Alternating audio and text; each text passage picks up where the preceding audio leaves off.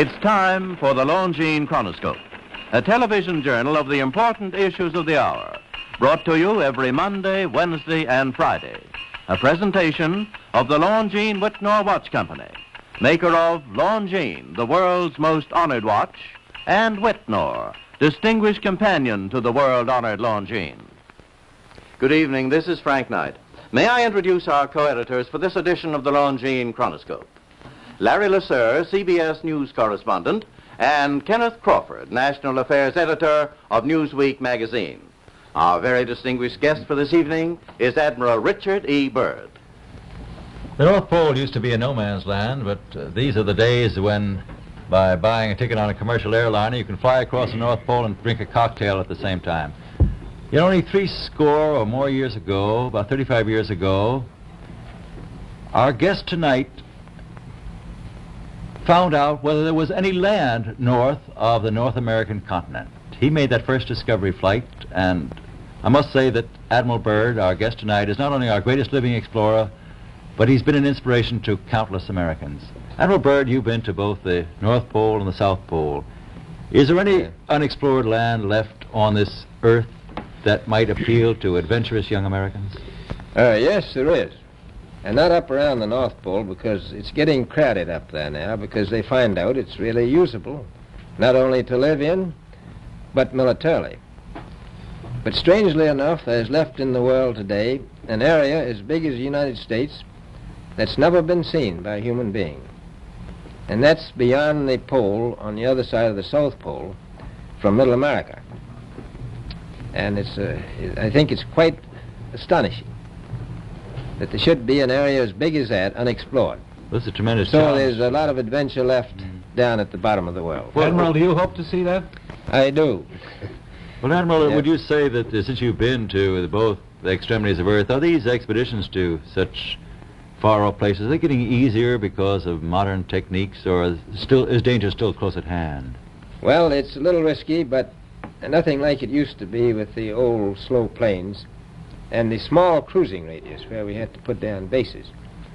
We replaced the dog teams, and of course that was a big improvement. But now the planes go much faster and they're safer, and they have a much bigger cruising radius. You haven't got the danger of a terribly heavy load. Admiral, an expedition to which I believe you're the advisor is now en route. What is that expedition doing? Well, that's the icebreaker Atka, and it's a reconnaissance expedition. It's going down to the South Pole area to make certain observations and to look for some bases. They will be back in April, and they will report back, and upon the information we get from that undertaking, we will base the bigger expedition that's to follow. Is that very definitely planned, or is that... That is being planned right now. So I'm willing to say to you that there will be a number of expeditions that will follow, I think, year after year, at the bottom of the world, because the government has really become interested. Well, Admiral Byrd, I can understand, I think everybody can, the interest in the North Pole because it's so near our greatest challenger, Soviet Russia, but why this interest in the bottom of the world? Nobody living down there, is there? No, it's pretty cold. There's only one permanent resident, that's the emperor penguin. The little ones live further north. I tell you one reason they're interested. It's by far the most valuable, important place left in the world for science. That's why the scientific groups all over the nation are really interested. But more important than that, it has to do with the future of the nation, those to come after us, or even during your lifetime, because it happens to be an untouched reservoir of natural resources. And, you know, as the world shrinks with an ever-increasing acceleration, far-flung places, once useless, like we thought the North Pole was, and no man's land, become very useful. The bottom of the world will be important, not only to us, but to our allies. I was going to ask you, does it have military importance? It has some, and as the world shrinks, it will continue to shrink with an ever-increasing acceleration. thus bringing these places closer. And in the future, I can see a time when it will be very, very important strategically. Well, has the development of air power increased the strategic importance of places like the very much Parma so. Peninsula, we'll say? Very much so. Even now, if anything happened and we lost the Panama Canal, we would have to control the islands just north of Antarctica, which are part of Antarctica, and between there and Cape Horn.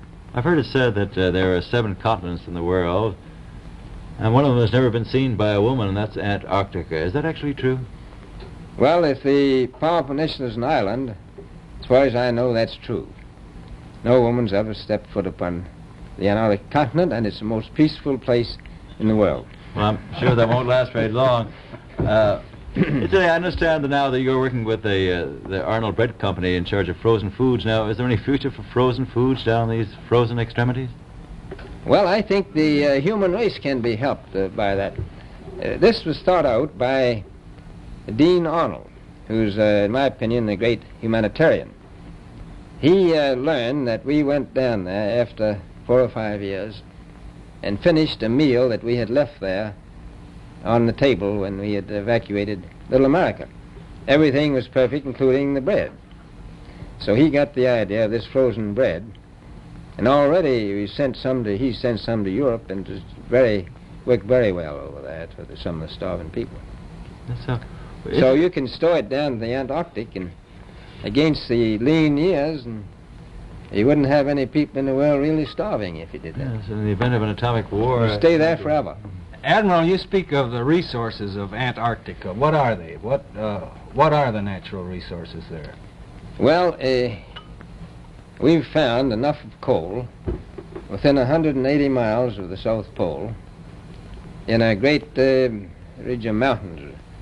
It's not covered with snow, enough to supply the whole world for quite a while. Well, that's the coal. Now, there's evidence of many other minerals. We are pretty sure there's oil. Now, that coal shows the bottom of the world. Now, by far the coldest spot in the world. Where that coal is gets 100 below zero in the winter.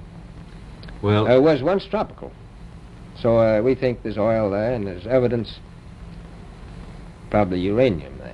Is it any secret? Is there uranium there? That would be the only thing that would be practical to actually go after, I suppose. Everything else would be economically unfeasible, wouldn't it? Well, as we recklessly expend our resources, the time will come when we'll have to go after that stuff down there.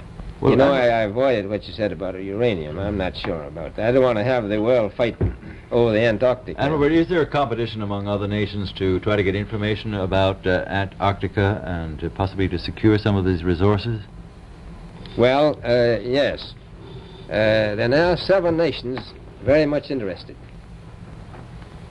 Russia is interested tremendously. That I'm sure of. Australia has an expedition down there. The Argentine, the Chile, New Zealand, Britain, and so on. Now, you can understand those people down there being interested because they live down there, the New Zealanders, the Argentinians, the Chileans, and the Australians. And so we don't do much about claiming anything. Admiral, you make this sound a little crowded. Are there that many expeditions now there or en route there? Well, you know, as I said, it's the most peaceful place in the world, but I don't think it will be for long because of this intense interest on the part of other nations and this nation. Well, Admiral Byrd, are private expeditions a thing of the past? Is expedition and exploration, making expedition and exploration now purely a government function because of the tremendous cost and organization? No, I don't think so. I think down south it may be more or less a thing of the past, but not other expeditions that go there. A lot of them go north now. This latest expedition now on the way is a government expedition, I take it. Yes, that's the government. Admiral, may I ask you, is there a great difference between the top of the world and the bottom of the world? There is.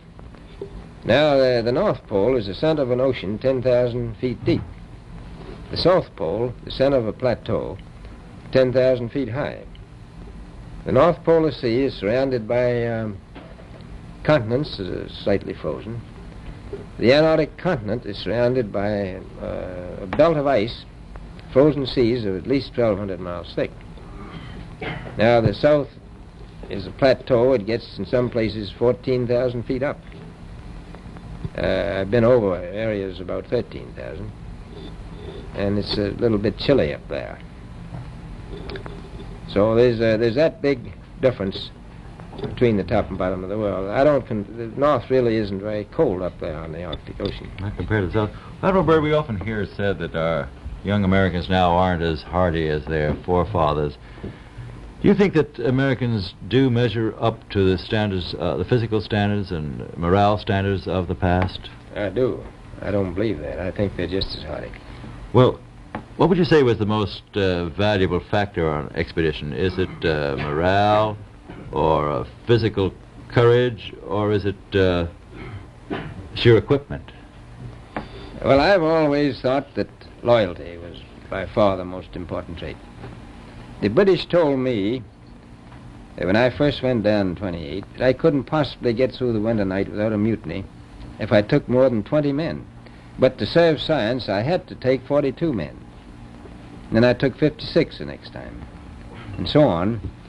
And I did find that loyalty was the most important thing during the winter night when it's very hard on your nerves. I think that's best trait. Well, that's a very valuable characteristic at any time. Well, thank you very much, Admiral Byrd. It's been a great pleasure to have you here tonight. It's a pleasure to be with you. Yeah. The opinions expressed on the Longines Chronoscope were those of the speakers. The editorial board for this edition of the Longines Chronoscope was Larry Lasser and Kenneth Crawford. Our distinguished guest was Admiral Richard E. Byrd. A Longines watch makes the most perfect Christmas gift. It has beauty, elegance, and enduring quality, and a universal reputation as just about the finest of the world's watches. Now, actually, barring accident or abuse, the Longines watch that you give this Christmas will be better than new after 5 or even 10 years of daily use. Time holds no terrors for a Longines. The exquisitely finished watch movement defies normal wear and friction, achieves unsurpassed timekeeping accuracy and reliability. Thus does Longines inner quality match Longines outer elegance. Among the finest watches of the world, only Longines watches have won 10 World's Fair grand prizes, 28 gold medals, highest honors for accuracy in fields of precise timing. Cased in precious metals, styled in the best of good taste, a Longines watch is a joy to own, an enduring symbol of your affection, the perfect Christmas gift. Yet, you may buy and proudly give a Longines watch this Christmas for as little as $71.50. Visit your Longines Whitnor Jeweler Agency and make your selection. Longines, the world's most honored watch, the world's most honored Christmas gift. Premier product of the Longines Whitnor Watch Company. Since 1866, maker of watches of the highest character.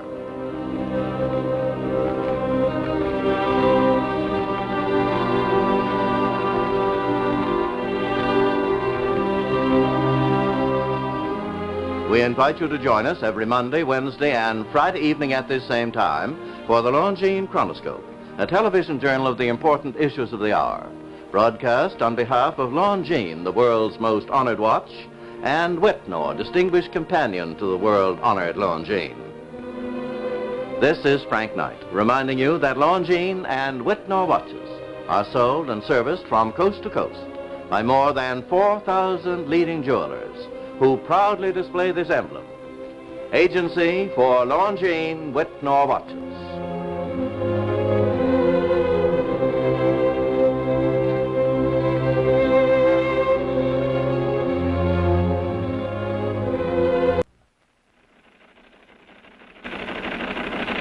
It's time for the Longines Chronoscope, a television journal of the important issues of the hour, brought to you every Monday, Wednesday, and Friday.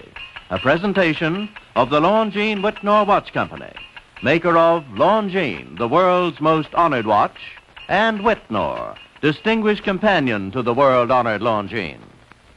Good evening, this is Frank Knight. May I introduce our co-editors for this edition of the Longines Chronoscope? Larry Lasser from the CBS television news staff, and Francis W. Carpenter of the Associated Press. Our distinguished guest for this evening is the Honourable Richard G. Casey, Foreign Minister of Australia. Our guest tonight is generally regarded as one of the top diplomats of the Western world. He was the first minister to Washington, and during World War II, he was a member of the British War Cabinet under Churchill. And in recent years, he's conducted the foreign policy of Australia, the key power in the Pacific. Mr. Casey, you helped negotiate the recent Manila Pact. Now, is that a scrap of paper, or does it have any real and effective meaning? Well, Mr. Rousseau, every treaty starts by being a scrap of paper. But we hope and believe, in fact we're convinced, that the Manila Treaty has got to have life breathed into it in the next 6 months. We're quite certain that's going to happen, and that it's going to be a most effective means of restoring some sort of reasonable conditions in Southeast Asia. We believe it's the most valuable thing, and we're extremely grateful, we people in Australia, for the initiative the United States has shown in starting all this business off. Well, Mr. Casey, how is it the guns are booming now in against Quemoy in the Straits of Formosa, and nothing seems to be happening? Well, actually, that's outside the Manila Treaty area. The northern limit is just south of that area. Doesn't come into it. Well, Mr. Casey, do you think that there will be any sort of a general war breaking out there in the Chinese area around Formosa? They seem to be making motions at Formosa. Yes, that is so. It looks rather menacing at the moment, but I can't believe myself that that either side there really wants a full-scale war, and that could quite easily come about, unless the Communist Chinese, in the first place, show a great deal more restraint than they seem to be doing at the moment. Well, on the point of the Communist Chinese, there is still a great campaign to try to get them admitted to the international councils and to the UN. What do you think about that, about letting them in? Well, our situation, our attitude of mind in Australia is that it's too early yet. We cast our minds back quite simply to the last few years, and we see Chinese communist aggression in Korea. Then again, when that was finished, when that war was brought to an end, we had it in Indochina. And barely has the war been stopped in Indochina, then you get this outbreak of tension in Quemoy. So we don't think that really reflects a peaceful intent. And after all, a peaceful intent is the first criterion for membership of the United Nations. Mr. Casey, is one thing, isn't it, to plan against outside aggression by the communists, but what about the more subtle means of subversion? Yes, like Czechoslovakia. Yeah, that is the real menace. Outright aggression, well, you can cope with it or you can't, but you know what it is. But the more subtle thing that the communists have brought to a fine art is this business of internal subversion. It's very hard to cope with, although we are going definitely to try to cope with it if it breaks out in Southeast Asia. We're going to try and do that by trying to, with the consent of the governments themselves there, try to strengthen those governments, to strengthen their armies and their police forces, to strengthen their economies, and to try and improve the standard of living of their peoples. All those things build up into a situation in which internal subversion at 10 rates is very much more difficult. Mr. Casey, you'll be partaking in an important conference in Canada.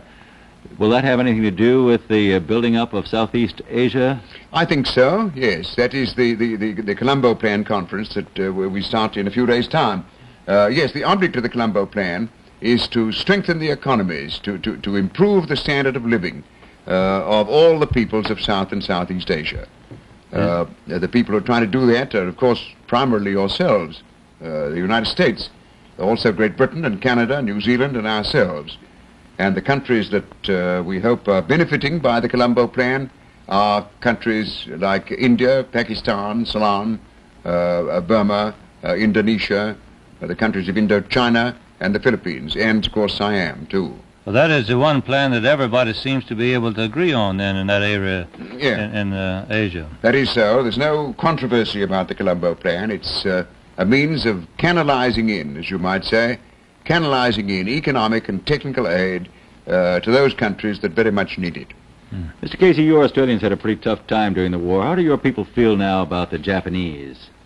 Well, I think that the average Australian would say to you in answer to that Once the war's finished, well, that's finished. You can't go harboring distrust and dislike forever. I think the sensible thing is to let bygones be bygones and try and help Japan become a useful and cooperative member of the world community. Well, are you going to let them into your Colombo plan to build up Southeast Asia? Well, that's coming up next week. I don't want to forecast the result of that, but I hope for myself that Japan comes into the Colombo plan, yes. Well, Mr. Casey, the relations between Australia and the United States have always been very good, but from your recent visit here and everything, what do you think this country can do to make things better with Australia? I mean, what can we do to help out? Well, as you rightly say, we've tried over the years, and I think successfully, with your great help, to keep on the best possible relations with you. Very good. Well, you ask what you could do. Well, I suppose in a minor way one would say that as we're I think, the biggest wool producers in the world, I wish you'd use more wool in this country. Mr. Casey, of course, Australia is a member of the British Commonwealth, but it always seems to me that you're most firmly behind and supporting American policy.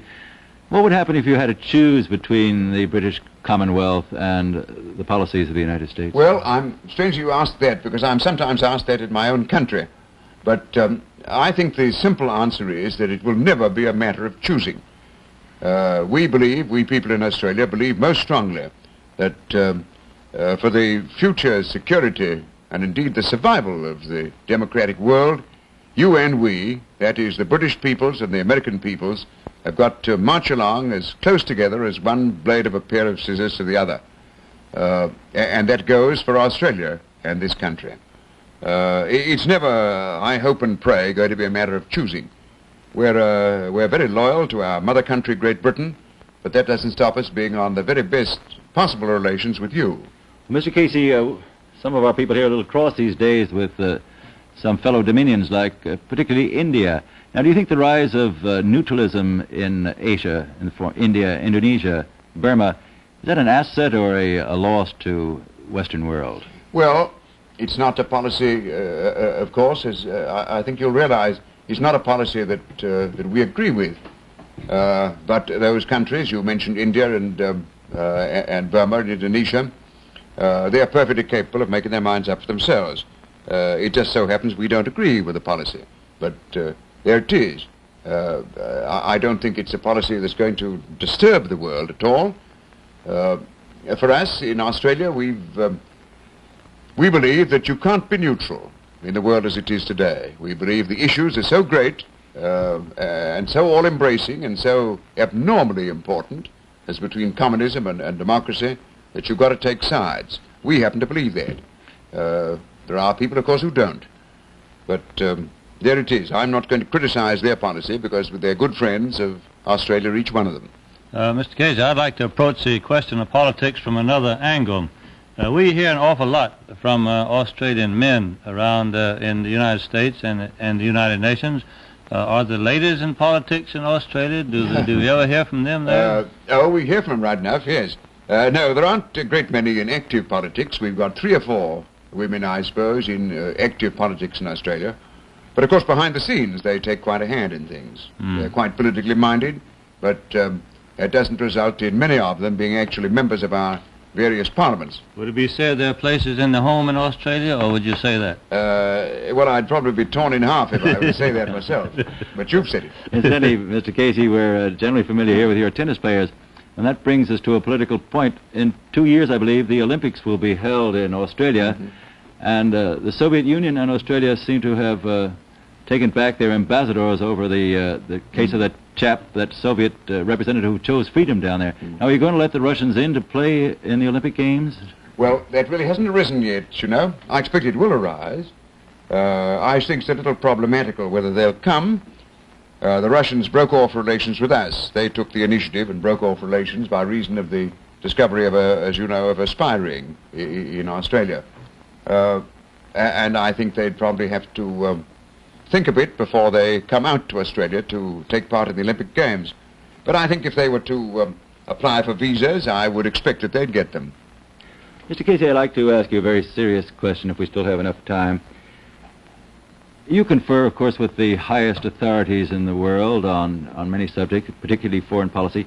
Do you feel that the Cold War is intensifying? Are we hastening towards an inexorable conflict between the communist countries and the free world? I don't necessarily think that at all. Of course, it is a matter, as you rightly say, of more of speculation than of judgment. But I can't bring myself to believe that the world is going to destroy itself in another great war. The Cold War, of course, I think is going to go on. And I think that the other side, the communist side, is much better at the Cold War than we are. They seem to be able to devote more imagination to embarrassing us by one movement after another of the Cold War. As I say, I don't think we're anything like as well organized to conduct the Cold War as the communist countries are, unfortunately. But you don't think that a conflict is inevitable? If I had to answer yes or no to that, I would say no, I do not think a conflict is inevitable. Well, thank you very much, Mr. Casey. It was a pleasure to welcome you here to the United States. Thank you very much, Mr. Sir. The opinions expressed on the Longines Chronoscope were those of the speakers. The editorial board for this edition of the Longines Chronoscope was Larry LeSueur and Francis W. Carpenter. Our distinguished guest was the Honorable Richard G. Casey, Foreign Minister of Australia.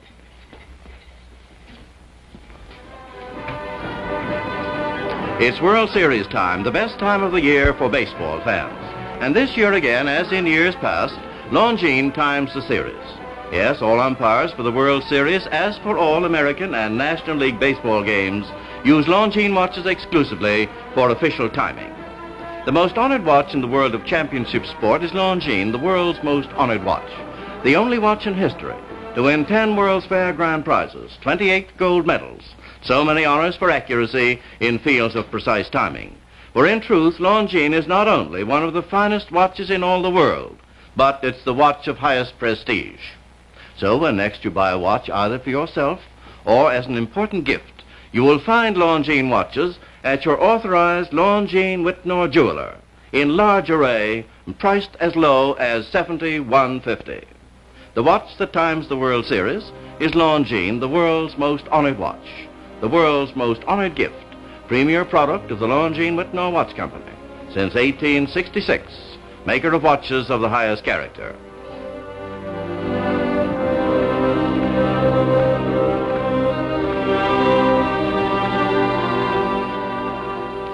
This is Frank Knight reminding you that Longines and Whitnor watches are sold and serviced from coast to coast by more than 4,000 leading jewelers who proudly display this emblem. Agency for Longines Whitnor watches.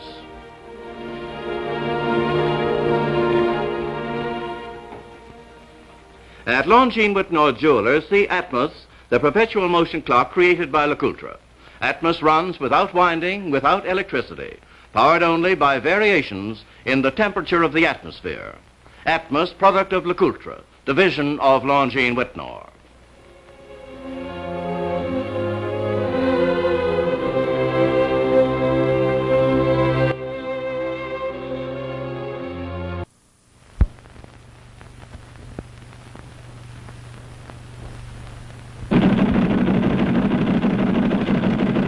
It's time for the Longines Chronoscope, a television journal of the important issues of the hour, brought to you every Monday, Wednesday, and Friday. A presentation of the Longines Whitnor Watch Company, maker of Longines, the world's most honored watch, and Whitnor, distinguished companion to the world-honored Longines. Good evening. This is David Ross. May I introduce our co-editors for this edition of the Longines Chronoscope. Mr. William Bradford Huey, editor of the American Mercury, and Mr. Henry Hazlitt, editor of the Freeman and contributing editor of Newsweek magazine. Our distinguished guest for this evening is Mr. Robert C. Tyson, Vice President and Controller of the United States Steel Corporation. The opinions expressed are necessarily those of the speakers. Well, Mr. Tyson, as Vice President of the U.S. Steel Corporation, which is the biggest of the steel companies, you're a very highly qualified spokesman for the industry in the present labor crisis. So I'd like to begin by asking you, why does the industry feel that the recommendations of the Wage Stabilization Board were unfair or unjustified? All of us know that the Wage Stabilization Board has recently made recommendations to settle this dispute, recommendations which are much higher in cost to the companies than any wage settlement either recommended by government heretofore or obtained by the union in collective bargaining. What about the President's statement that steel wages are just catching up with the rest of the country? The President in his statement was misled, I am sure, and I fear his advisors have resorted to statistical trickery. They have designated certain key industries, and they have pointed out the increases which the workers in those industries have received during a period in which they say steel workers have received nothing. The facts are that they chose their starting date 1 minute after the steel workers received a large increase. That increase went into effect on December 1st, 1950. According to the Bureau of Labor Statistics, the average hourly earnings of steel workers since they got that increase in December of 1950 have increased approximately 20 cents an hour.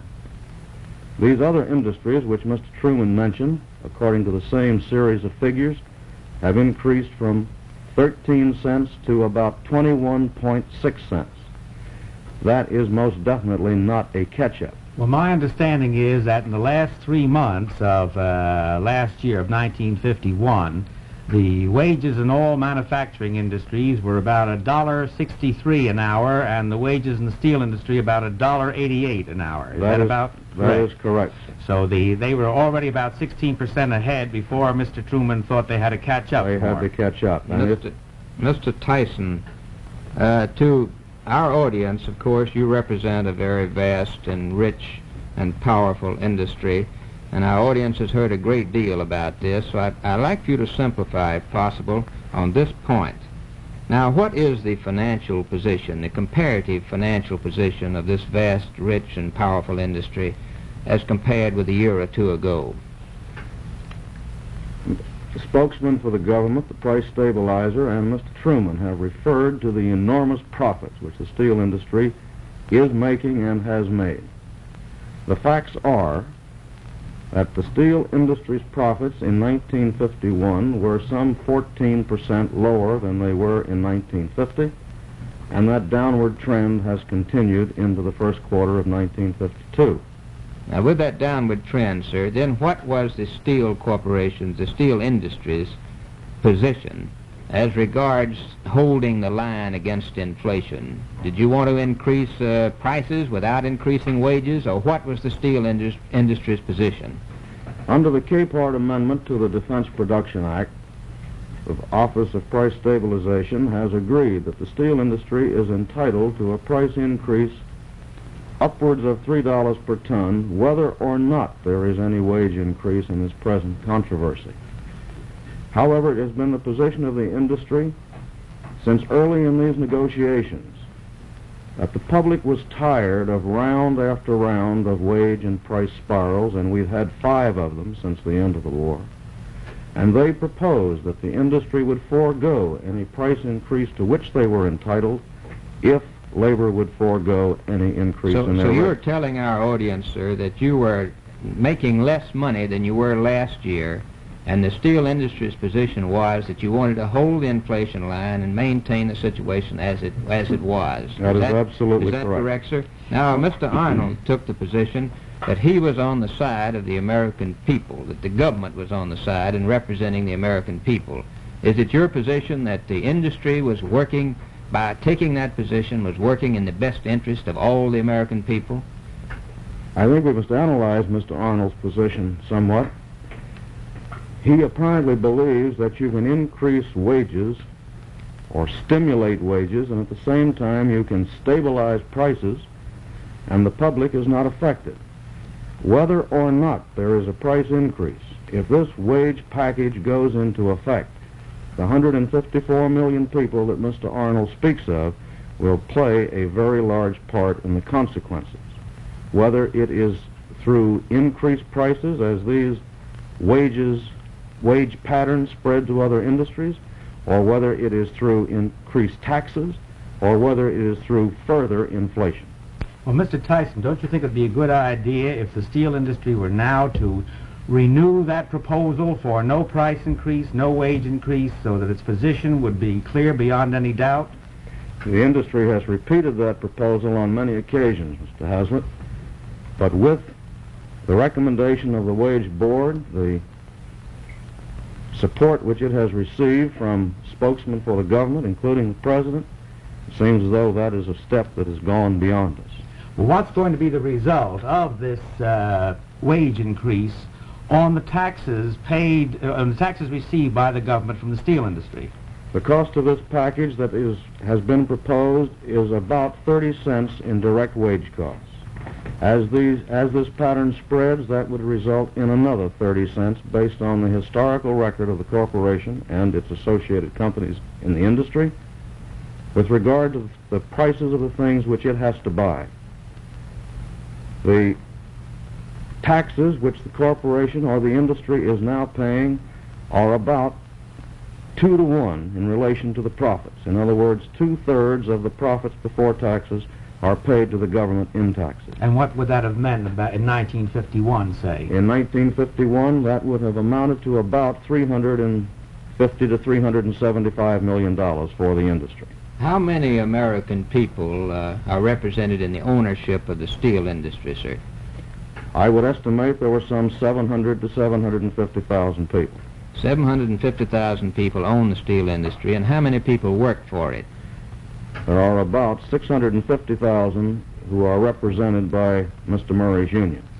I might say that 750,000 doesn't include a great many who are represented indirectly through insurance companies, savings accounts, savings banks, and so on.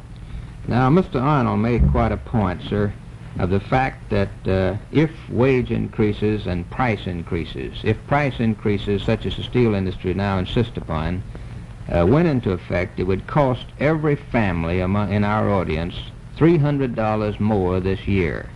Now, what is your view on that, sir? I think his figure is absolutely wrong. It is impossible for me to arrive at any such figure by simplified arithmetic or by calculus. The price, if there was a price increase in steel, commensurate with the increase in costs, in ultimate costs of some $12 per ton, and incidentally that is the increase in cost. And there is about 1.25 tons of steel per family in this nation. That would represent some $15 or $16 per family. It would have to be pyramided many times to arrive at Mr. Arnold's figure. Therefore, as I understand the positions then, the government and the unions want to start what in effect is another round of wage and price increases. And the government claims that that's for the good, will work out to the good of all the people. And your steel industry would rather hold the line and have no price increase and no wage increase, and it's your position that that would be to the best interest of the American people. That would definitely be to the best interest of all of the people. I'd like to get to another question that we didn't finish with a little bit while ago, Mr. Tyson. We talked about what the government would lose in taxes from the steel industry, but suppose this same pattern of wage increase were imposed generally. What is your estimate of what the government would lose generally in taxes from all industry? Government would lose at net of any additional tax they get from the recipients of this wage increase, would lose at least $6 to $7.5 billion. And that assumes that there is no increase in price anywhere along the line. Now, sir, I'm sure that our audience before the program is over would like your prediction, sir, as to how this national emergency is going to resolve itself. That is a very difficult question.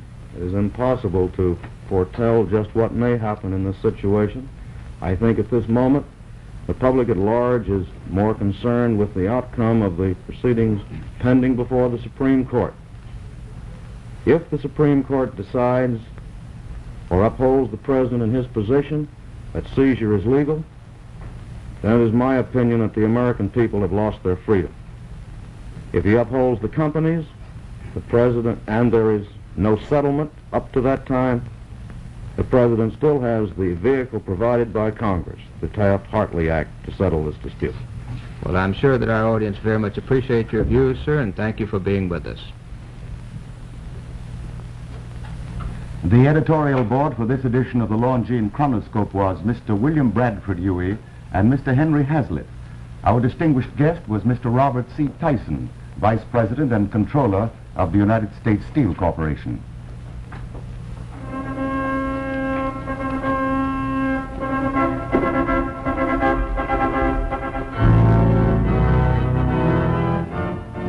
It seems like a nice idea. On the wedding day, the bride and groom give watches to each other. Now, if you're planning a wedding, you may be glad to know that recognizing the social acceptance of this custom, Longines has produced an exciting series of duets, exquisite Longines watches in matching styles, each bride's watch a diminutive replica of the groom's watch. Exchanging watches is likewise a growing custom for anniversary gifts, and for any occasion, no other name on a watch means so much as Longines, the world's most honored watch, the only watch in history to win 10 World's Fair grand prizes, 28 gold medals, and so many honors for accuracy from the world's observatories. Yet you may buy and own or proudly give a Longines watch for as little as $71.50. See Longines Duets and these other beautiful Longines watches at your Longines Whitnor Jeweler Agency. Longines, the world's most honored watch, premier product of the Longines Whitnor Watch Company, since 1866, maker of watches of the highest character.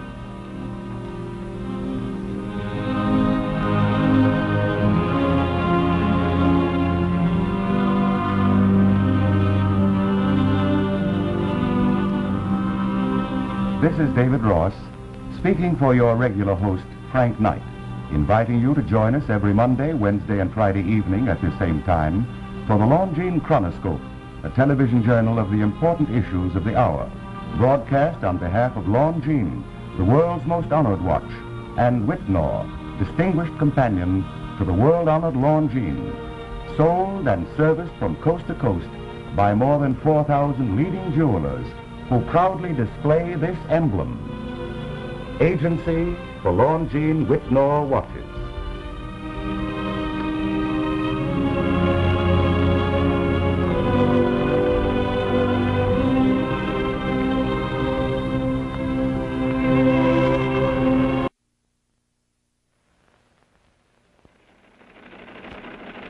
It's time for the Longines Chronoscope, a television journal of the important issues of the hour, brought to you every Monday, Wednesday, and Friday. A presentation of the Longines Whitnor Watch Company, maker of Longines, the world's most honored watch, and Whitnor, distinguished companion to the world-honored Longines. Good evening, this is Frank Knight. Here is our editor-in-chief of the Longines Chronoscope, Larry Lasser. Our distinguished guests for this evening are Dr. Rufus E. Clement, President of Atlanta University, and Dr. Horace M. Bond, President of Lincoln University.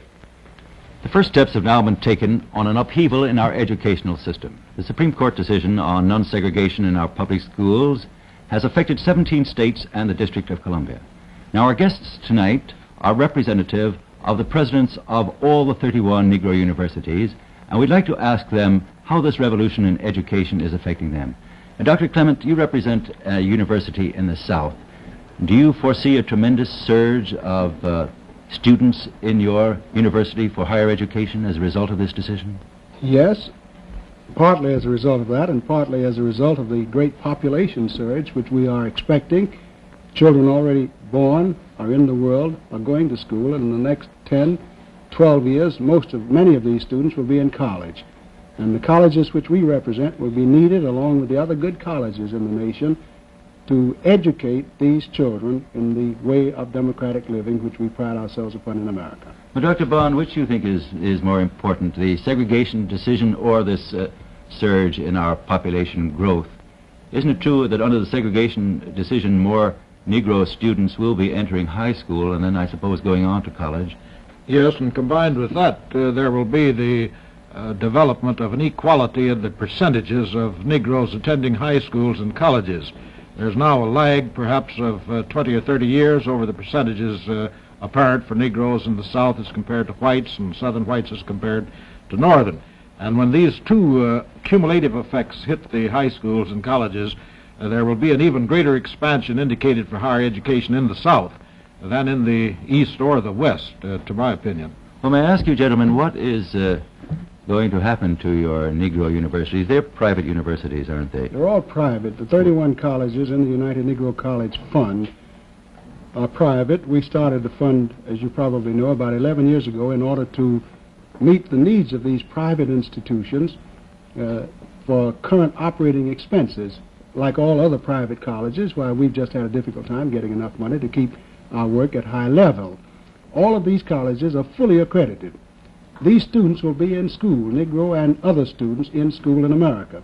We think and we know that these colleges, along with the other good colleges in the nation, will be needed to educate the young people who will want college and professional education in the years ahead of us. Well, nevertheless, Dr. Clement, won't the economic forces make the Negro student rush to the state universities if they are non-racial after the decision really takes effect?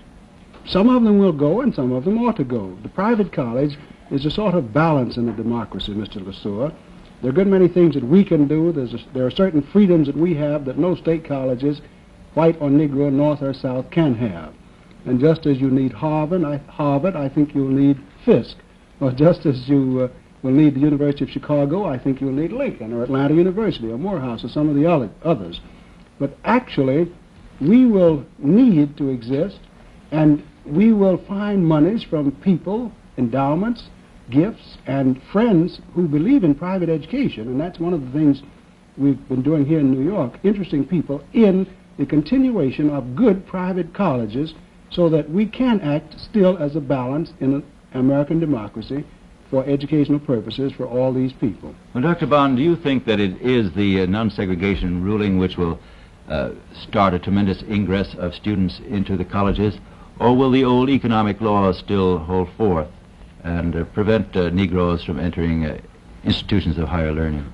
They're bound to operate just as they have in the Northeast, where with free admission the handicap of a family with an average income that is about one-half that of the American average acts as a very effective barrier to the intrusion, as many people once feared, of a great many Negroes into many of the private colleges in the northeastern states. I would like to say one thing, Rufus, about the necessity for private education in the South, where the constraints of the state are even less likely to be activated on the frontier of liberal thinking, which to my mind indicates a very great need for the persistence of private foundations under the control of public-spirited citizens who are not under the constraints that political activity always entails. I agree with you. Well, may I ask you, are you people troubled by the nationwide shortage of teachers which exists in all institutions? Do the people who go to your universities become teachers, or are they driven out of the profession too by the low wages offered to teachers? No, you perhaps don't understand this, Mr. Lesueur, but actually in the South, and 70% of the Negroes possibly in America still live in the South, education offers perhaps the surest economic base for a Negro family. Negroes don't go, they are not yet accepted in large numbers in industry, in business, in the ordinary daily occupations in which the average boy or girl in the South earns his livelihood, so that in the teaching profession you have a larger number of Negroes entering than you do into industry or business, and the white boy would largely go into industry or business. Actually, in our own situation there in Atlanta, I suppose 50% of our students go into education in some phase or form of it. Well, you represent a school in the north, so to speak, in Pennsylvania. Do your students actually stay in the state, or do they migrate elsewhere once they have graduated from Lincoln University, Dr. Bond? Well, you have a considerable migration, but at the same time, the yet appreciable number of students from the South we now receive, on the whole, return to the South. I'm thinking of two very interesting alumni, one in South Carolina, one in Tennessee, both physicians who have the extraordinary feature of having a clientele that is principally white in those two southern states. Hometown boys, one who went back to South Carolina, the other back to Tennessee, and many people in the North won't believe it, but both cases are very profitable and able men who have this very large constituency of white patients. Hey, gentlemen, I'd like to ask you this question. This may seem far afield from education, but it seems to me that this country has a tremendous problem right now with Asia. Do you think that the American Negro could be at all helpful in increasing our alliance potential with Africa or Asia? I'm quite sure of that, Mr. LeSure, and I know that even recently I've heard members, high-ranking officials in the State Department say that they want and need the services of intelligent American Negroes who will interpret American democracy and American goals and aims to the darker peoples of the world, the 800 million more or less uncommitted peoples of Africa and Asia. The communists are trying to get them. We want them on our side, and possibly the whole future of the world depends on which way this uncommitted bloc swings. Now, these darker peoples of Africa and Asia will listen to American Negroes. They feel freer in talking with them. And the State Department right now feels that they ought to get, and they're trying to get, many more of these American Negroes to work in official positions with the American government. I think you ought to know also that places like Lincoln and Atlanta and Fisk and others are training many foreign students, both from Asia and from Africa.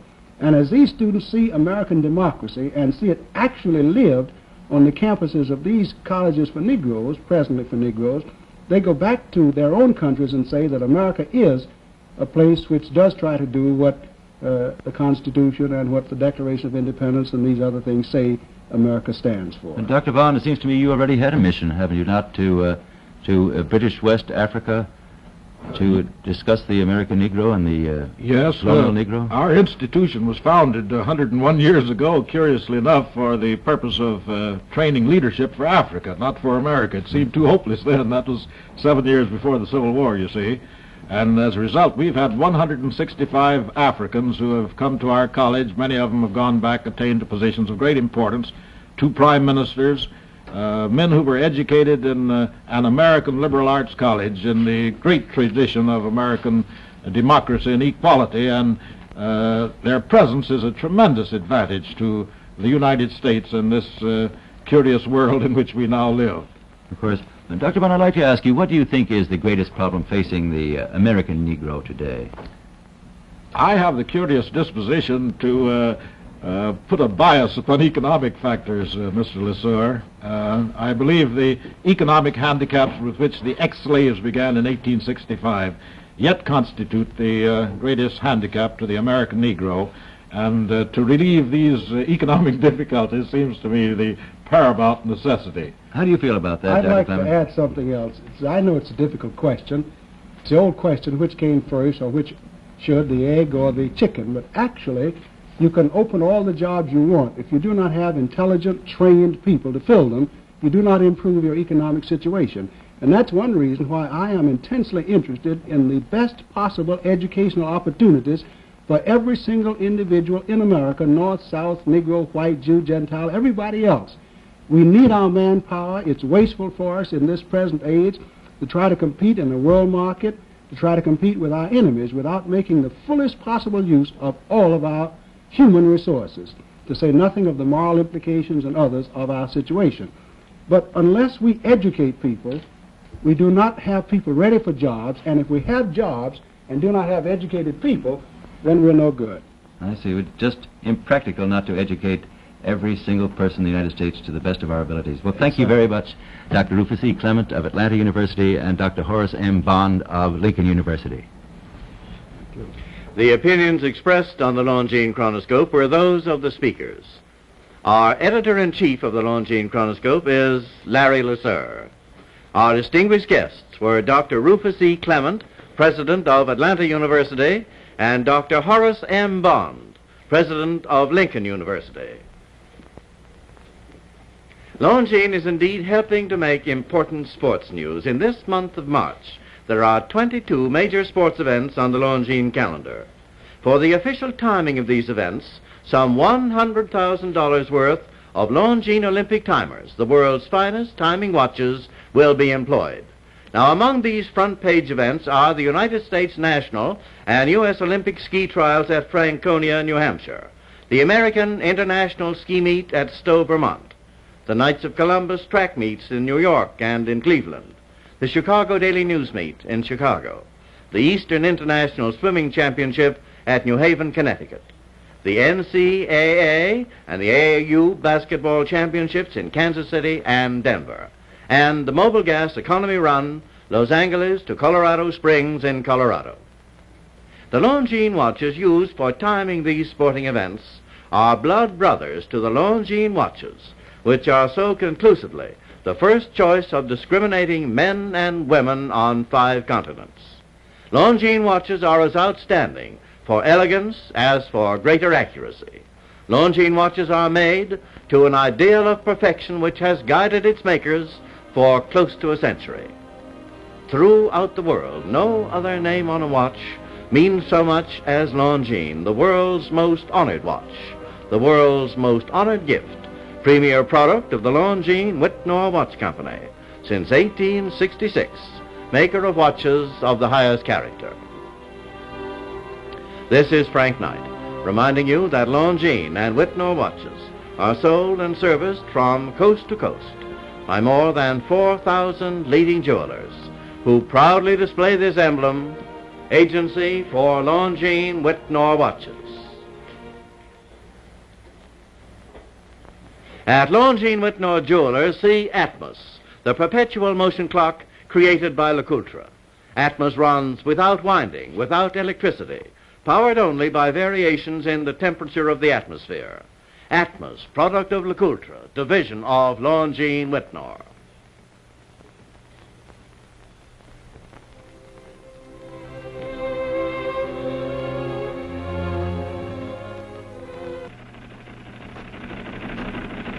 It's time for the Longines Chronoscope, a television journal of the important issues of the hour, brought to you every Monday, Wednesday, and Friday. A presentation of the Longines Whitnor Watch Company, maker of Longines, the world's most honored watch, and Whitnor, distinguished companion to the world-honored Longines. Good evening, this is Frank Knight. May I introduce our co-editors for this edition of the Longines Chronoscope? Larry Lasser from the CBS television news staff, and August Heckscher, chief editorial writer for the New York Herald Tribune. Our distinguished guest for this evening is the Honorable Samuel J. Erwin, Jr., United States Senator from North Carolina. One of America's favorite indoor sports is, of course, politics and criticism of politicians. Now, our politicians do get a lot of honors, but they also take a lot of abuse. And I'm afraid that sometimes we forget that they're under a tremendous strain, as witnessed by the death of some of our most prominent senators and congressmen within recent weeks. Now, our guest tonight is one of the most recent additions to the Senate. He succeeded the late Senator Hoey. I'd like to ask him, Senator Ervin, you've had a long, successful career as an attorney and as a judge in a comparatively small town in Morganton, North Carolina, and in, of course, in the state capital, Raleigh.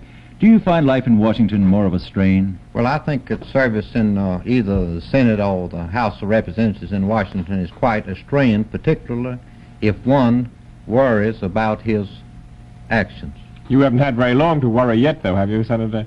Oh, no, I have not. I've just been there since the 11th of this month. Well, could we ask you for a few personal questions about becoming a senator? What about the social life in Washington? Do you find it difficult to fit in? Are people very hospitable to you? Well, I have never been more graciously received by any group of people in my life than I have by the other members of the Senate. Well, what about the White House? Are you immediately invited in to see the chief executive? Are you taken to dinner at the White House when you arrive there as one of the 96 senators of the United States? I think that I would be more likely to receive an invitation to the White House if I were not a Democrat. I see. Senator, how did you feel that moment when you were sworn in on June 11th? Did you feel as if this was about the biggest thing that a man could have? Well, I don't know whether I was more thrilled by being appointed to the United States Senate than I was by being elected to the state legislature in my home county. When was that? That was back in 1922, when I was about 26 years of age. Did your Senate appointment come to you as a surprise? It certainly did.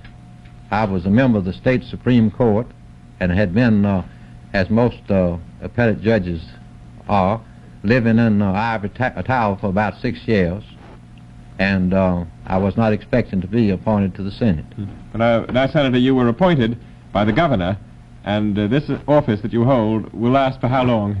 This office, under the governor's appointment, will last until the general election in November. Then you have to run again? Yes, I'll have to run for an unexpired term of 2 years. 2 years, and then you'll have to be nominated again in a primary, and then be re-elected if you should run again. Yes. And you're in it for keeps, are you? I'm in it till the folks tell me they don't want me anymore. And when they tell me that, I'm going to take off a few days and go fishing and go back to practicing law and enjoy myself. Well, Senator Urban, what does a new senator do? Have you brought your family up to live in Washington with you and sort of settle down, or are you waiting for this new election to come up? Well, I'm waiting till the Democratic Executive Committee nominates me for the unexpired term and until I get elected.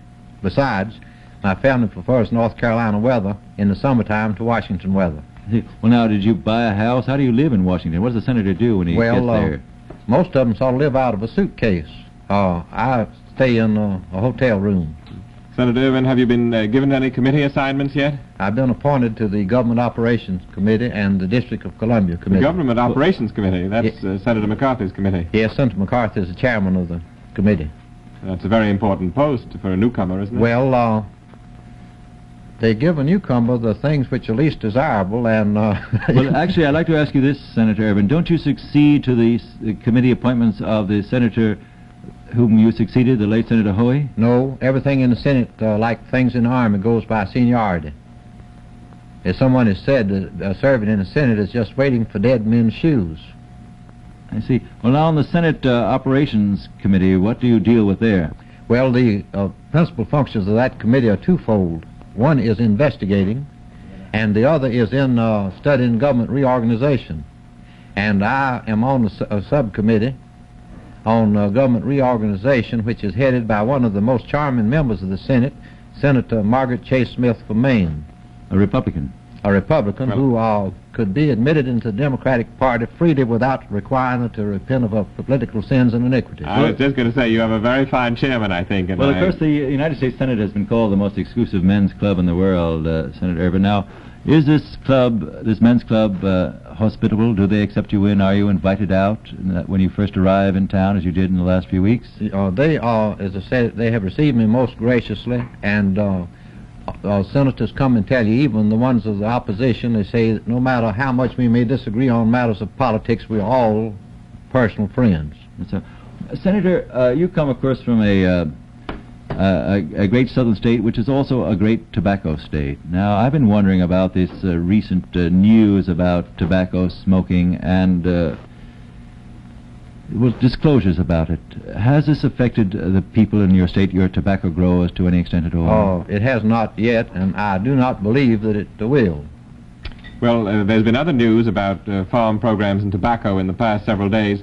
Are the tobacco growers affected by the stiffer controls that the administration is putting into effect? Well, I think that they'll not be affected to any great degree in North Carolina because that's one of our principal crops, and we grow certain types of tobacco that cannot be grown elsewhere. Well, actually, has this news actually been upsetting to your tobacco growers? I don't say that North Carolina is a one-crop state, but it's certainly a very important crop, isn't it? Yes, it's a great money crop. I think most people go ahead and smoke regardless of the talk about it, and the ones that don't smoke will chew. I see. Well, actually, is the situation regarding the smoking of tobacco likely to affect the finances of North Carolina or the standard of living of the people there? Well, if it would considerably if there was a decrease in tobacco sales, because North Carolina's agriculture depends in large measure on tobacco. It's true we have many other crops such as cotton and peaches and truck farming, but tobacco is a major item. I think North Carolina is one of the most varied states, isn't it, for agricultural products? Yes. And tobacco, after all, it can only be grown on a comparatively small part, I That suppose, is of true. land. So each farmer tends to have his tobacco field and then other crops besides. That's right. Well, Senator, you'll be up again for election, I take it, in November then, after the president elections are I hope to be. confirmed. Now, what do you think will be the election issues in your North Carolina state? Well, I don't know that anything much except what would be in the country generally. Well, what about this problem, which we've heard so much about recently, of integration of the races in the schools? Well, that problem reminds me of the Baptist preacher that always preached on the doctrine of immersion. And his congregation got tired of hearing the same sermon every Sunday, so they told him they wanted him to preach extemporaneously on a text that would be given to him after he got in the pulpit. And so the committee the following Sunday gave him the text, "In the beginning God created the heavens and the earth." And he read over the text, and after reading it over, he says, "Geography tells me that the earth is 1/4 land and 3/4 water," and that brings me to my subject, the doctrine of immersion. Now, the people of North Carolina as a whole, both white and colored, prefer the integrated school system the segregated school system as it now exists. There are a few persons that prefer the Supreme Court ruling, but the majority of the people, both white and colored, are opposed to it. But is their own preference the determining factor, after all? If it's against the Constitution and the laws of the land to have segregated schools, won't that be a force? Well, frankly, I have a little difficulty believing that's against the Constitution, because the Constitution was the other way for 86 years. And I have a little difficulty giving mental assent to something that I don't think so. Well, nevertheless, would you follow out the precepts of some of the other states and possibly set up private schools for colored people? North Carolina has never considered going to private schools. North Carolina believes in public education. And North Carolina has perhaps done more than any other southern state to give both Negroes and whites equal facilities. Are the school districts segregated now along residential and geographic lines so that you'll have a segregated schooling no matter what you do? Well, it'd be impossible to gerrymander the districts, because in the rural sections of the state, Negroes and white people live together on the same farms. In other words, you won't be able to do as is done in the north, of course, where Negroes do tend to live in communities. The problem actually isn't as great as it might be in the south. That's true. But you won't be able to district your regions down there at all? In the towns, you can district the towns. In the country, the rural sections, you cannot. I might say this: North Carolina employs more Negro principals and more Negro teachers in its public schools than New Jersey, New York, Pennsylvania, Ohio, Indiana, and Illinois all together. We have about 8,000 colored teachers in North Carolina who are paid the same as white people, white teachers.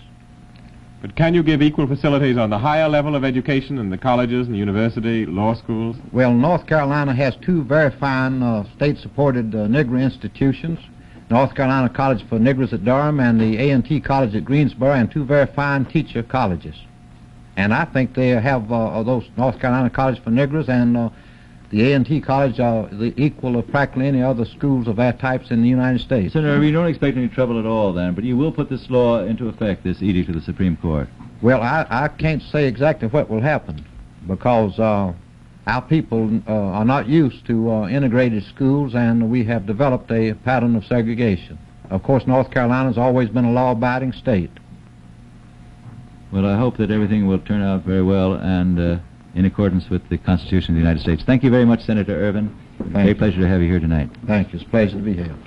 The opinions expressed on the Longines Chronoscope were those of the speakers. The editorial board for this edition of the Longines Chronoscope was Larry Lasser and August Texture. Our distinguished guest was the Honorable Samuel J. Irvin, Jr., United States Senator from North Carolina. They say everyone sees the watch on your wrist, and to be really well dressed, every detail must conform, including your watch. Now, Longines makes a watch to fill every need and to suit every taste. The choice of models and styles is almost unlimited. For ladies, Longines creates superb examples of the jeweler's art, exquisite in taste and finish, and literally for every occasion. For men, Longines produces watches for every requirement. Watches for dress and sport. Longines automatic watches, the most advanced in the world. Waterproof and shock-resistant watches for rugged service. Longines chronograph watches for sportsmen and for scientists.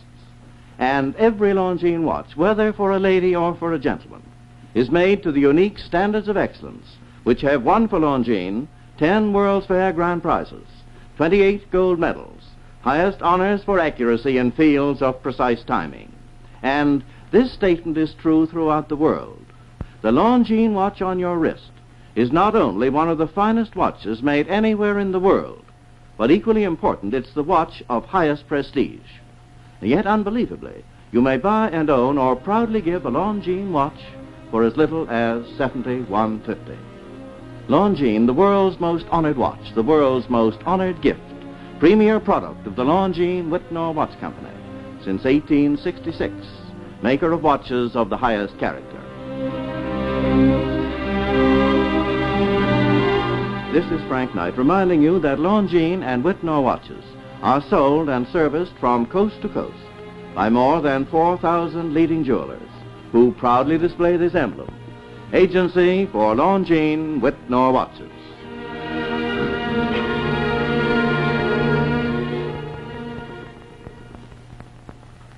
At Longines Whitnall Jewelers, see Atmos, the perpetual motion clock created by LeCoultre.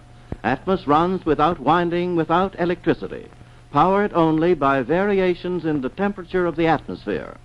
Atmos, product of LeCoultre, division of Longines Whitnall.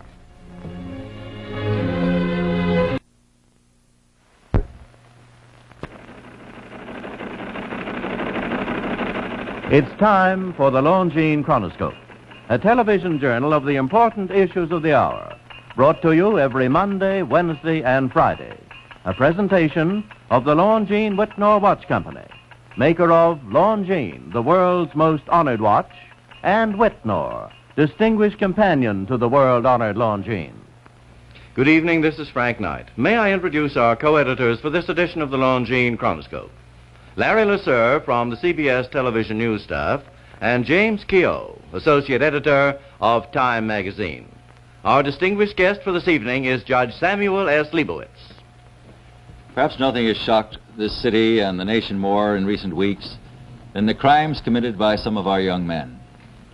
Now, our guest tonight is almost without a peer in his experience in handling criminal cases, both as a distinguished attorney, defense attorney, and as a judge.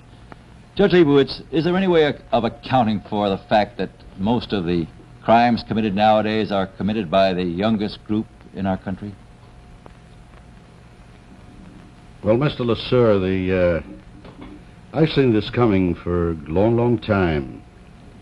I remember when I was a kid lawyer, on indictment day, when the new indictments would come in, new cases would be brought to the attention of the court, you'd see men of 25, 30, 35, 40, 50, and older being arraigned before the bar for murder and robbery and rape and felonious assault and grand larceny and so on.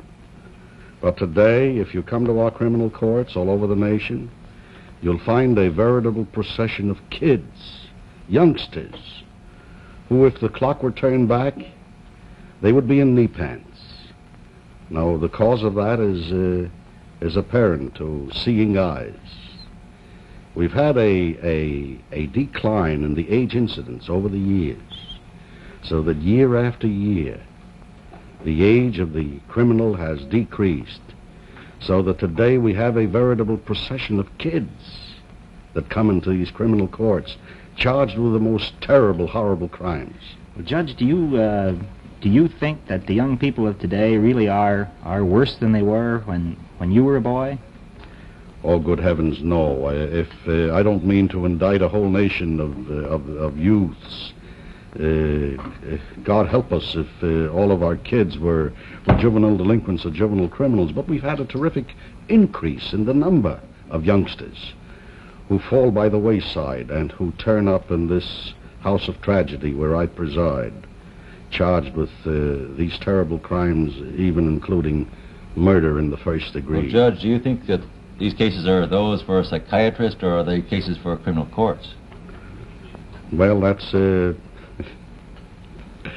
Of course, there are cases that demand the service of a psychiatrist. And all cases demand the services of the judge after the defendant has been arrested. There must be a combination of both. Of course, there are cases where a psychiatrist can't do a blessed thing. And this mumbo-jumbo, some of this psychiatric nomenclature, some of these phrases that are pinned on various people are not very helpful. There are cases where a psychiatrist, if he catches the youngster in his early stages, may be of tremendous help. But once they've become hardened, once they've become set, once they've gotten the bit in their teeth, then heaven help us, the psychiatrist can't do very much. Do you think and we are... the court can't do very much either. Do you think we are applying psychology a little too much and punishment a little too little? Well, punishment is psychology. The old strap that the father used to swing in the legendary woodshed was a bit of psychology. Today, I'm speaking of the juvenile criminal, or the incipient juvenile criminal, the juvenile delinquent. Today, the juvenile delinquent has no respect whatever. He has no respect for father and mother, no respect for the policeman on the street corner, no respect for the teacher in the classroom, no respect for the clergyman, be he priest or minister or rabbi. Well, he has no respect for the law. How's that? What has caused this lack of respect? Is it we are not worthy of respect, we elders of these churches? Well, it's been a weakening of the moral fiber, clear across the nation, of the moral tone of the nation. It seems that today people worship electric ice boxes and gadgets and newfangled things and automobiles. And if you pick up your magazines and turn from page to page, you'll see that it's full of lipsticks and certain things that the ladies wear. And we've sort of emphasized the dross, the icing on the cake, instead of the real basic things in life. And it's been translated down into the child. Judge, when you were a defense attorney, I remember you defended the Scottsboro boys. Now, do you think there are any racial or regional differences between our young men or tendencies towards any particular type of crime? You mean this crime centered among certain races? Yes. Oh, heavens. Or regions? Oh, heavens, no. That's what people like to believe. Is it centered, Judge, in any way in one strata of society, in one class? Do you find more... Well, of course. You take a kid who has rich parents. They probably have 2 or 3 automobiles in the garage. That kid doesn't have to go out and steal an automobile. He has an automobile. He doesn't have to go out with a gun and hold up a shopkeeper. He has plenty of money in his jeans. But the poor kid of the slums, he yearns for these pleasures, which the other kid has. He wants to have a joyride. He wants to have an automobile. He wants some money in his pocket. He wants to take out a girl. He wants to go into some bistro and have a drink of scotch or rye. And so he goes out and steals to get the wherewithal to get these pleasures. And yet, sir, some of the most shocking crimes have occurred in this upper economic strata, nevertheless, among these people who have the privileges. Well, now, you remember the Loeb and Leopold case. There were 2 kids of millionaire parents.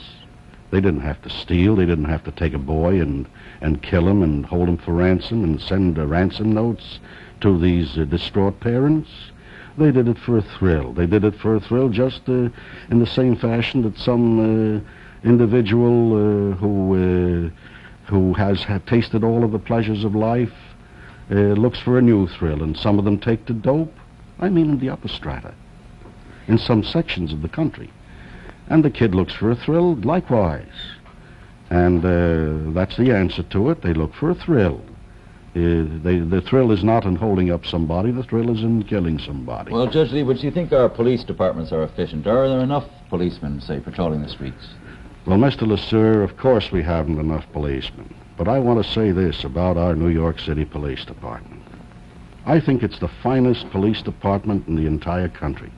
I don't think there's a police department anywhere, in any section of America, that's finer than our New York cops. They're wonderful, wonderful public servants, and I might say this, they're woefully, woefully underpaid.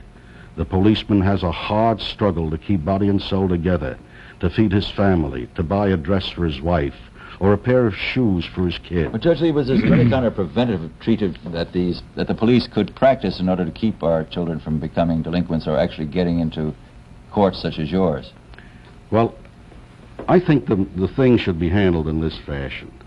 I'm not a believer in indiscriminate club swinging.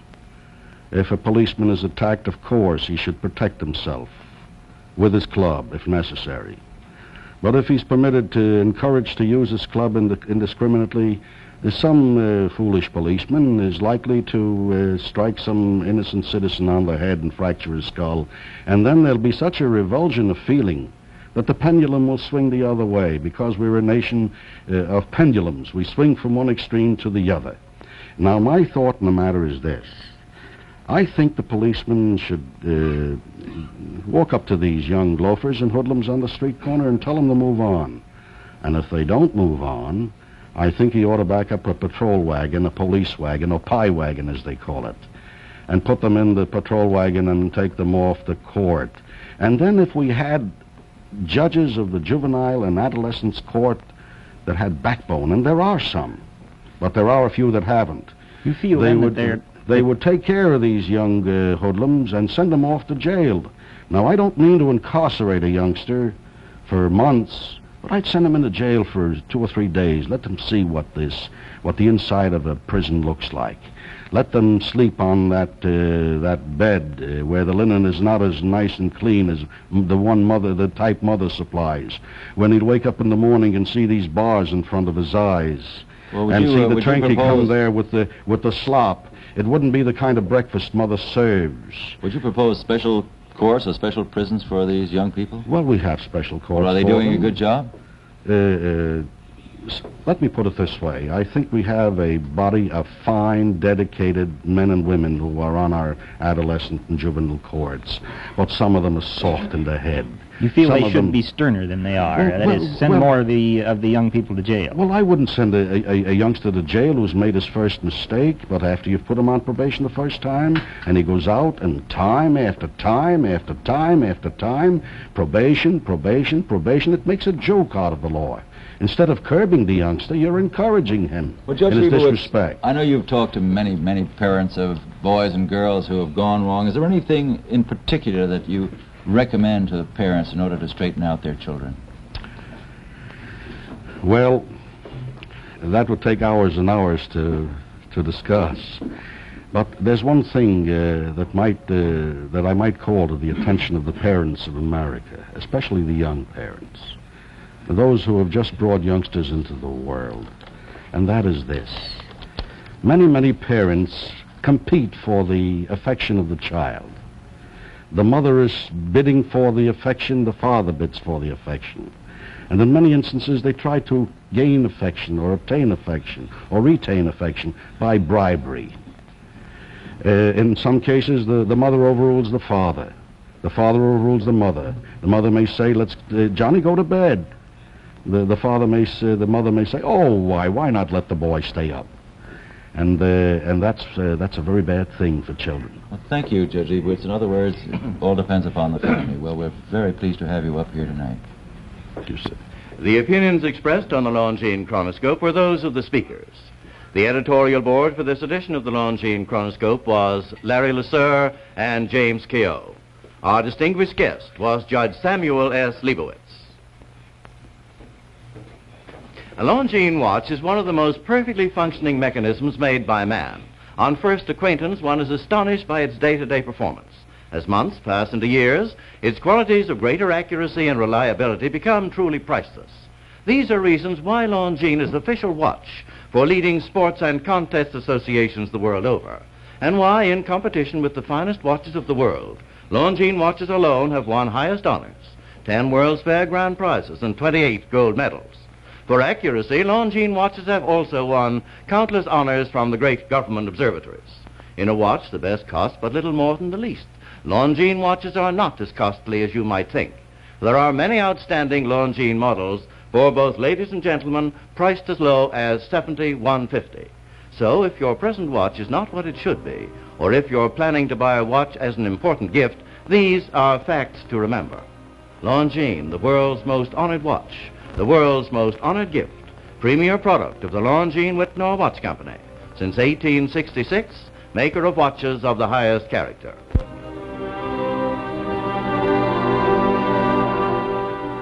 This is Frank Knight reminding you that Longines and Whitnor watches are sold and serviced from coast to coast by more than 4,000 leading jewelers who proudly display this emblem, Agency for Longines Whitnor Watches. At Longines Whitnor Jewelers, see Atmos, the perpetual motion clock created by LeCoultre. Atmos runs without winding, without electricity, powered only by variations in the temperature of the atmosphere. Atmos, product of LeCoultre, division of Longines Whitnor.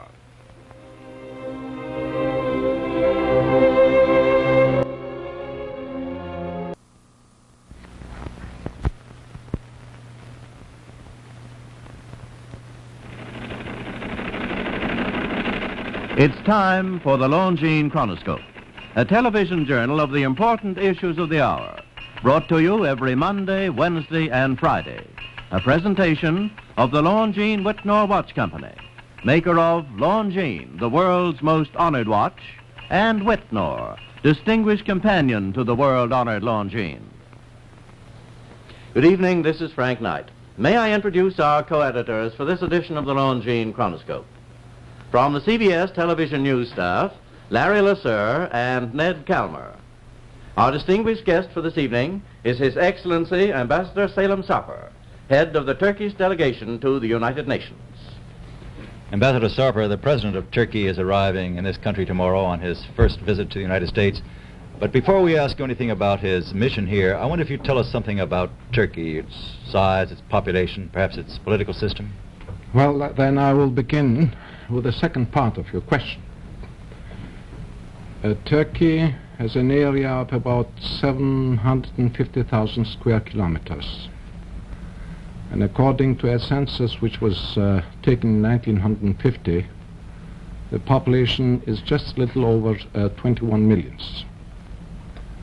Our political system is a democratic republic.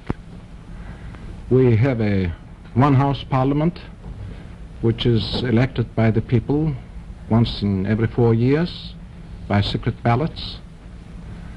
And the President of the Republic is elected by the Parliament from among its members for the same term of 4 years. Well, he's more like the Prime Minister than the President of this country is. Precisely. That was the point I wanted to make.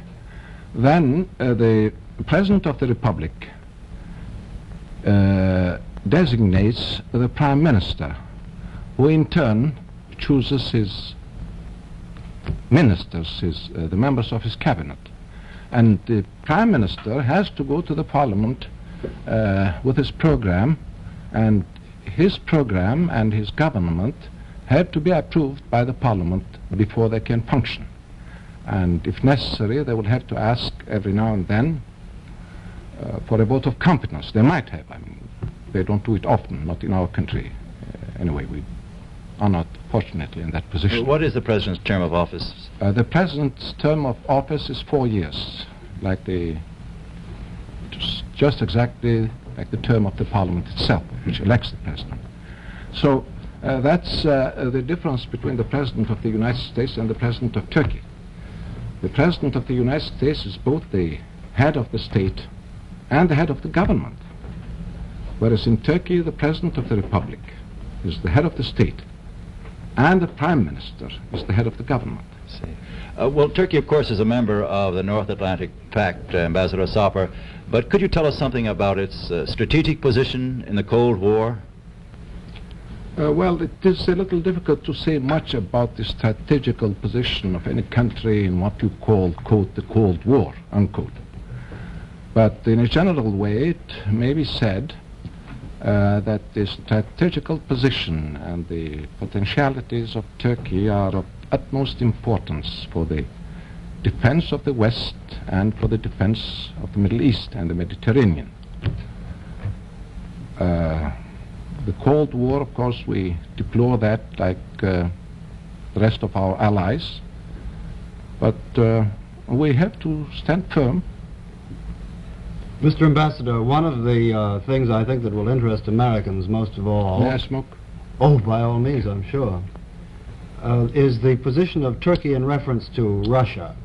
How is the new Soviet attitude under Malenkov affecting relations with Turkey? Well, of course, after the death of Stalin, there was a softening of the Soviet policy towards Turkey. Exactly like the softening which took place towards the other countries, which we witnessed almost everywhere. But I think that it is in the interest of the peace of the world to be very cautious about that sort of softening of the policy. And we should wait and see whether suitable solutions can be found to the major problems which are still pending. In other words, the Turks are just as skeptical as we are. Well, let's call it cautious. And what about these reports that we're always having, or that is to say that we periodically get about vast concentrations of Soviet troops on the Turkish frontiers? How much is there in that kind of story? Well, I don't know, but I am rather inclined to believe that that is a part of what you call the Cold War.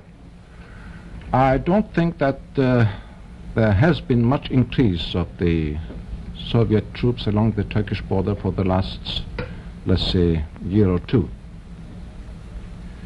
Of course, I am not an expert in military affairs, I don't know, but that's a feeling I have. Ambassador Sarper, your president's visit to the White House will mark the first time, I think, that a Democrat president is visiting the head of the Republican Party in this country. Now, is there any similarity between the Democratic Party of Turkey and the Democrats here and the Republican Party? Well, yes, in a way. But otherwise, I think that the names of our parties in Turkey, you know that the party in power now is the Democratic Party in Turkey. The founder of the party happens to be President Bayar, who's arriving tomorrow to the United States. And in the elections of May 1950, they came to power. And the Democratic Party is really democratic in the real sense of the word. Was it as conservative or more conservative than the Republican Party? Or? No, by far not. On the contrary, I may say that at least in its economic policy, the Democratic Party is liberal. And very firmly convinced that we should be and remain allies of Western democracies, United States and the rest of our major allies and others, the members of the North Atlantic Treaty Organization. Well, your Democratic Party and your Republican Party agree on foreign policy, but domestic policy, do they differ slightly? Well, on foreign policy they agree, there's no doubt about that. And when the former party, the party of opposition today, was in power before 1950, the Democrats were in the opposition. They too had agreed with the foreign policy of the Turkish governments. So I may say that the foreign policy of the present government is a national policy. By the way, you pronounced the name of the president a few moments ago. Would you pronounce it again, because we're going to have to be using it on news programs from now on. Jalal Bayar. And he arrives tomorrow. He arrives tomorrow, we hope, towards 4 o'clock. Mr. Ambassador, Turkey has undergone has done a tremendous modernization job in the last generation, seems to me. Your people, the women, for example, have received rights that were denied them for very long. How does the position of the Turkish woman in modern life compare with the position, for example, of the woman in America or in England? Well, if I may say a few words before I come to your question, to that point, you might be surprised to hear from me that the Turkish woman, in the early Turkish society, let's say before the Ottoman Empire, in the 9th and 10th centuries, had equal rights and equal duties with men. For example, if I may call so, the ambassadors from other tribes or neighboring countries were received both by the Han and the Hatun, that's to say the ruler and his wife. And later on, after the Ottoman Empire, when the empire began to extend to its east and west, we came in contact with other societies in which the status of women were lower than that of the men. So that influenced the Turkish society to the detriment of the rights of women.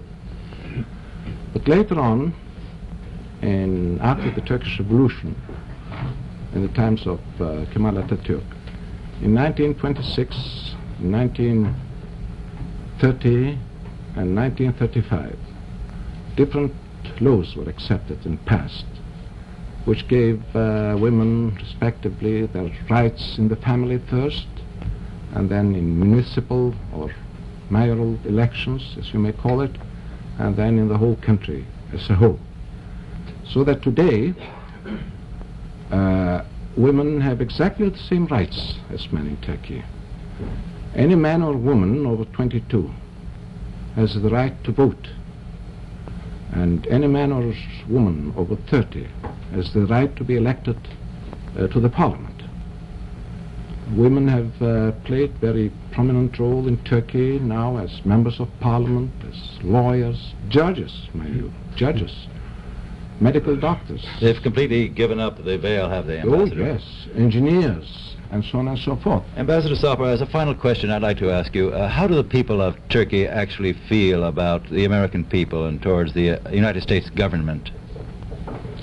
Well, Mr. Lesser, Turkey is one of the countries where you cannot hear or read on the walls these unpleasant words, quote, American go home. You can't see that in Turkey. Turks and Americans have many things in common. For example, we don't have, and we never had before, an aristocratic society, a class in Turkey. The Turk and the American have more or less the same kind of sense of humor.